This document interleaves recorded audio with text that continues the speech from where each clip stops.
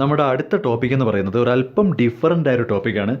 ടോപ്പിക്കിൻ്റെ പേര് credit rating എന്നാണ്. ഇതിപ്പോൾ ഈ പുതിയ സിലബസ് അനുസരിച്ച് പുതിയതായിട്ട് ആഡ് ചെയ്തൊരു ടോപ്പിക്കാണ്. പഴയ സിലബസ് അനുസരിച്ച് ഇല്ലായിരുന്നു. നമുക്കിത് പുതിയതായിട്ട് പഠിക്കാനുള്ള ടോപ്പിക്കാണ്. ടോപ്പിക്കിൻ്റെ പേര് ക്രെഡിറ്റ് റേറ്റിംഗ് എന്നാണ്. ഇതൊരു സിമ്പിൾ കോൺസെപ്റ്റാണ്. ക്രെഡിറ്റ് റേറ്റിംഗ് എന്ന് ഉദ്ദേശിക്കുന്നത് ഇത്രയേ ഉള്ളൂ.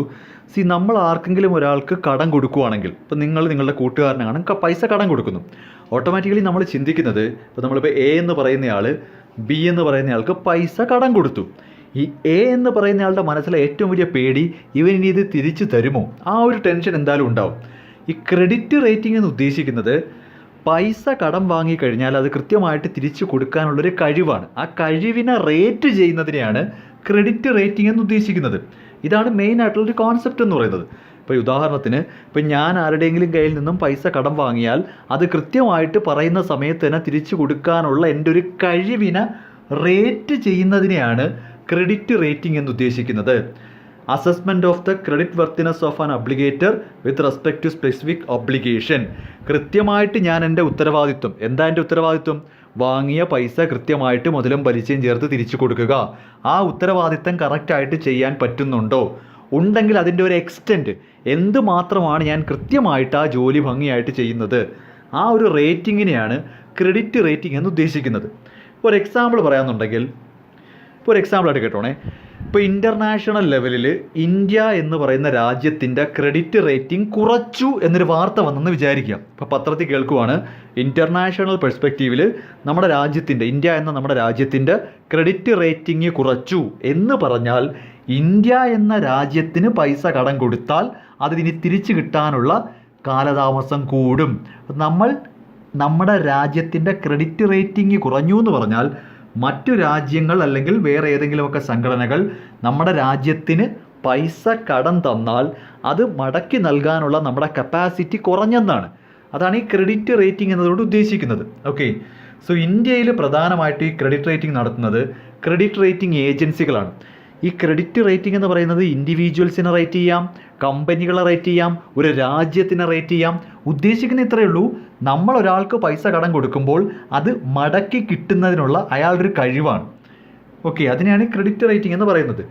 ഇന്ത്യയിൽ പ്രധാനമായിട്ടും 4 ക്രെഡിറ്റ് റേറ്റിംഗ് ഏജൻസീസാണ് കോർപ്പറേറ്റുകളെ, കമ്പനികളെ റേറ്റ് ചെയ്യുന്നത്. ഒരു ഏജൻസിയാണ് ഇൻഡിവിജ്വൽസിനെ റേറ്റ് ചെയ്യുന്നത്. അതാദ്യം ഓർത്ത് വെച്ചേക്കുക. ഇന്ത്യയിൽ പ്രധാനമായിട്ടും 4 ക്രെഡിറ്റ് റേറ്റിംഗ് ഏജൻസികളുണ്ട് കോർപ്പറേറ്റുകളെ റേറ്റ് ചെയ്യാനായിട്ട്. ഒരു ഏജൻസി നോൺ കോർപ്പറേറ്റ് അല്ലെങ്കിൽ ഇൻഡിവിജ്വൽസിന് വേണ്ടിയാണ്. ജസ്റ്റ് ആ പേരെന്ന് കേട്ട് വെച്ചിരുന്നാൽ മതി. നമുക്ക് ആദ്യം ഇന്ത്യയിലെ കമ്പനികളെ റേറ്റ് ചെയ്യുന്ന ഏജൻസീസ് ഏതൊക്കെയാണെന്ന് നോക്കാം. ഇന്ത്യയിൽ പ്രവർത്തിക്കുന്ന കമ്പനികളുടെ ക്രെഡിറ്റ് റേറ്റിംഗ് ഇട്ട് കൊടുക്കുന്ന ഏജൻസികൾ. ഈ ഏജൻസീസ് ക്രെഡിറ്റ് റേറ്റിംഗ് നടത്തി കഴിഞ്ഞാൽ എല്ലാവർക്കും വലിയ വിശ്വാസമാണ്. കാര്യം ഇതൊരു ഇൻഡിപെൻഡൻറ്റ് ഏജൻസിയാണ്, കമ്പനിയുടെ ആൾക്കാരൊന്നും അല്ല കേട്ടോ. ഞാനിനി പറയുന്ന ക്രെഡിറ്റ് റേറ്റിംഗ് ഏജൻസീസ് ഏതെങ്കിലും ഒരു കമ്പനിയെ ക്രെഡിറ്റ് റേറ്റിംഗ് ഇട്ട് ആ റേറ്റിംഗ് കൊള്ളാമെന്നുണ്ടെങ്കിൽ ആ കമ്പനിക്ക് കടം കൊടുത്താൽ കുഴപ്പമില്ല എന്നാണ് എൻ്റെ അർത്ഥം.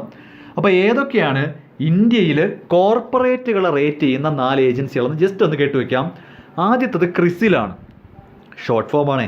ക്രിസിൽ എന്ന് ഉദ്ദേശിക്കുന്നത് credit rating information services of India limited എന്ന ജസ്റ്റ് പേരെന്ന് കേട്ട് വെച്ചിരുന്നാൽ മതി. അപ്പോൾ ഒന്നാമത്തത് ക്രിസിൽ, രണ്ടാമത്തത് IICRA, investment information and credit rating agency of India. മൂന്നാമത്തത് കെയർ എന്ന് പറയും, CARE, care, credit analysis and research, credit analysis and research എന്ന് പറയും. നാലാമത്തത് ഏറ്റവും പ്രധാനപ്പെട്ടത് സിബിലാണ്. നമ്മുടെ ഈ 4 ഏറ്റവും പ്രധാനപ്പെട്ട ഏജൻസി എന്ന് പറയുമ്പോൾ സിബിലാണ്. Okay, credit information bureau India limited. ഇത് 4 പ്രധാനമായിട്ടും ഇന്ത്യയിലെ കമ്പനികളുടെ ക്രെഡിറ്റ് റേറ്റിംഗ് നോക്കുന്നത്. അപ്പോൾ ഇവരിൽ ഏതെങ്കിലും ഒരു ഏജൻസി ആയിരിക്കും ഇന്ത്യയിൽ പ്രവർത്തിക്കുന്ന കമ്പനികളുടെ ക്രെഡിറ്റ് റേറ്റിംഗ് എത്രയാണ്, A ആണോ, A+ ആണോ, B ആണോ, B+ ആണോ, അതായത് അവരുടെ ക്രെഡിറ്റ് റേറ്റിംഗ് ഇട്ട് കൊടുക്കുന്ന ഇവരാണ്. ഒന്നുകിൽ അത് ക്രിസിലായിരിക്കും, അല്ലെങ്കിൽ അത് IICRA, ഫുൾ ഫോം നോക്കി വെച്ചേക്കണേ, അല്ലെങ്കിൽ CARE, കെയർ ആയിരിക്കാം. ദെൻ സിബിലുണ്ട്, credit information bureau India limited. പിന്നീട് ഒരെണ്ണം എന്ന് പറയുന്നത് ഇൻഡിവിജ്വൽസിനാണ്, വ്യക്തികളെയാണ്. അത് ഒനീക്ര എന്ന് പറയും, Onida individual credit rating agency of India for non corporates. ഇവർ റേറ്റ് ചെയ്യുന്നത് കമ്പനികളെയല്ല, ഇൻഡിവിജ്വൽസിനെയാണ്. ആളുകളുടെ ക്രെഡിറ്റ് വർത്തിനെസ് ആണ്. ഒരാൾക്ക് കടം കൊടുക്കാൻ പറ്റുമോ ഇല്ലയോ നമ്മൾ നോക്കുന്നത്. എസ്പെഷ്യലി ബാങ്കുകളാണ് കൂടുതലായിട്ടും ഇവരെ ഡിപ്പെൻഡ് ചെയ്യുന്നത്.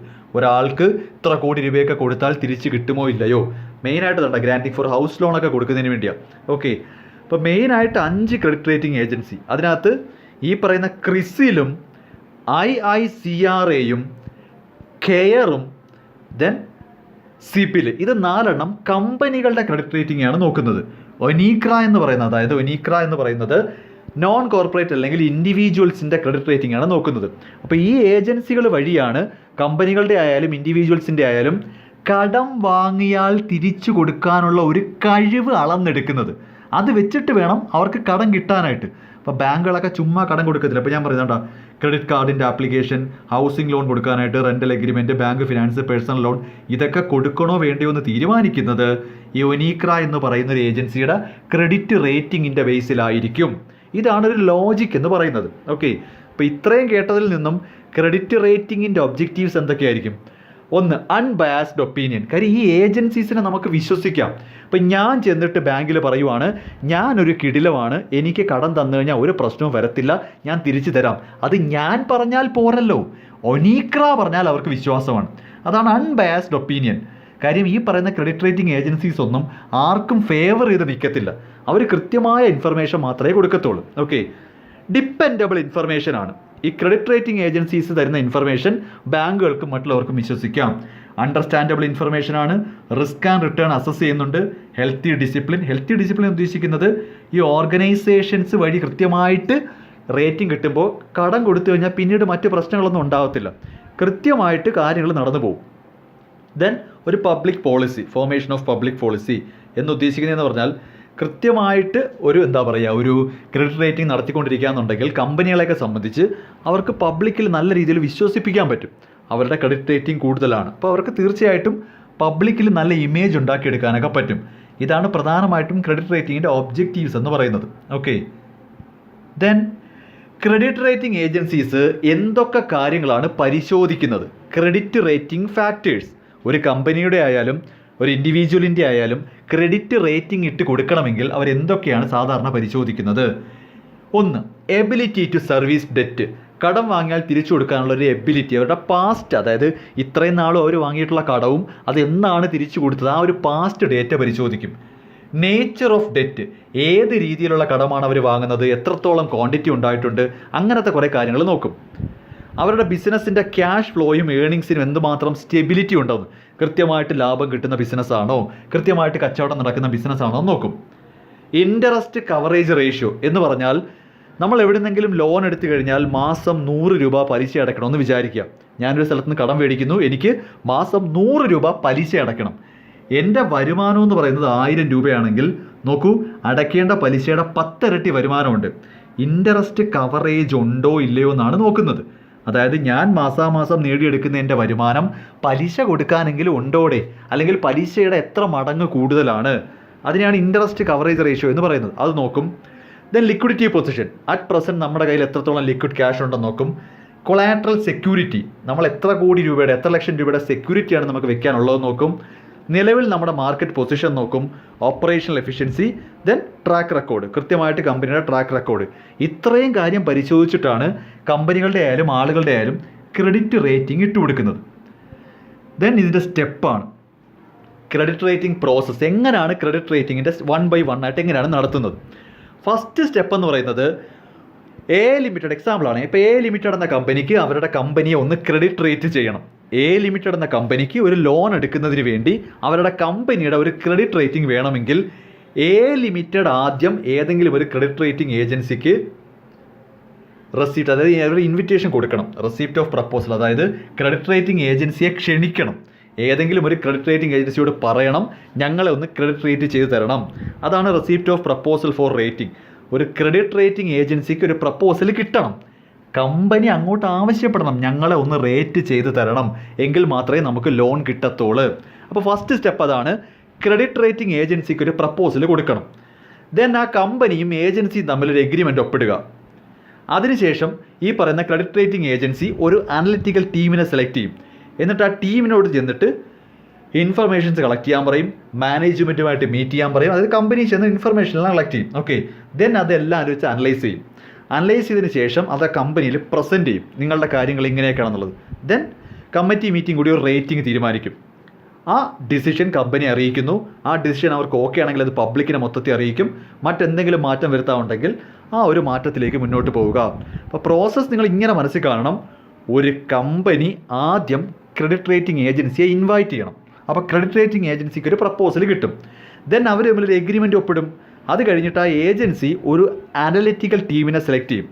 അവരോട് കമ്പനി ചെന്ന് വിവരങ്ങളെല്ലാം തിരക്കി അന്വേഷിക്കാൻ പറയും. എന്നിട്ട് അതെല്ലാവരും വെച്ച് അനലൈസ് ചെയ്യും. അനലൈസ് ചെയ്ത കാര്യം കമ്പനി മുൻപാകെ പ്രസൻറ്റ് ചെയ്യും. അത് കഴിഞ്ഞിട്ട് ഒരു റേറ്റിംഗ് തീരുമാനിക്കും. ആ റേറ്റിംഗും കമ്പനിയെ അറിയിക്കും. അവർക്കത് ഓക്കെ ആണെന്നുണ്ടെങ്കിൽ ആ റേറ്റിംഗ് പബ്ലിക്കിനെ പബ്ലിഷ് ചെയ്യും, വെബ്സൈറ്റിൽ ഇട്ട് പബ്ലിഷ് ചെയ്യും. ദെൻ എന്തെങ്കിലും പോസിബിൾ ആയിട്ടുള്ള ചേഞ്ചസ് വരുത്താനുണ്ടെന്നുണ്ടെങ്കിൽ ഇതൊരു വൺ ടൈം പ്രോസസ്സ് അല്ലടോ. നമ്മൾ ഒരു റേറ്റ് ചെയ്ത് കൊടുത്തു കഴിഞ്ഞാൽ ചിലപ്പോൾ അടുത്ത കൊല്ലം വരുമ്പോൾ റേറ്റിംഗ് മാറ്റേണ്ടി വരും. ഇതിങ്ങനെ മാറിക്കൊണ്ടേയിരിക്കും. ഓക്കെ, സോ ഇങ്ങനെയാണ് ക്രെഡിറ്റ് റേറ്റിംഗ് എന്നൊരു കോൺസെപ്റ്റ് നടക്കുന്നത്. സിമ്പിളായിട്ട് പറഞ്ഞു കഴിഞ്ഞാൽ ഒരു രാജ്യത്തിൻ്റെയോ ഒരു കമ്പനിയുടെയോ ക്രെഡിറ്റ് റേറ്റിംഗ് കുറഞ്ഞു എന്ന് പറഞ്ഞാൽ അവർക്ക് കടം കൊടുക്കാൻ ഇനി റിസ്ക് ആണ്. മനസ്സിലാവുന്നുണ്ടോ? ഒരു കമ്പനിയുടെ ക്രെഡിറ്റ് റേറ്റിംഗ് താഴ്ത്തി എന്ന് പറഞ്ഞാൽ ആ കമ്പനിക്ക് ഇനി ആരെങ്കിലും പൈസ കടം കൊടുത്താൽ ഒരല്പം റിസ്ക് കൂടുതലാണ്. ചിലപ്പോൾ തിരിച്ചു കിട്ടാനുള്ള സാധ്യത കുറയും. അതാണ് കോൺസെപ്റ്റ്. അത് വെച്ചാണ് ഈ ടോപ്പിക്ക് മൊത്തം മുന്നോട്ട് പോകുന്നത്. അങ്ങനെ ചെയ്തു കൊടുക്കാനായിട്ട് ഇന്ത്യയിൽ 5 ക്രെഡിറ്റ് റേറ്റിംഗ് ഏജൻസി ഉണ്ട്. 4 കമ്പനികളെ റേറ്റ് ചെയ്യാനും 1 ഇൻഡിവിജ്വൽസിനെ റേറ്റ് ചെയ്യാനുമാണ്. ഈ ക്രെഡിറ്റ് റേറ്റിംഗ് ഏജൻസികളുടെ ഫൈനൽ ഔട്ട്പുട്ട്, ആ റേറ്റിംഗ് എല്ലാവർക്കും വിശ്വാസമാണ്. കാര്യം ഇവർ ഇൻഡിപെൻഡൻറ്റ് ഓർഗനൈസേഷനാണ്. കമ്പനിക്ക് ഫേവറായിട്ടൊന്നും നിൽക്കത്തൊന്നുമില്ല.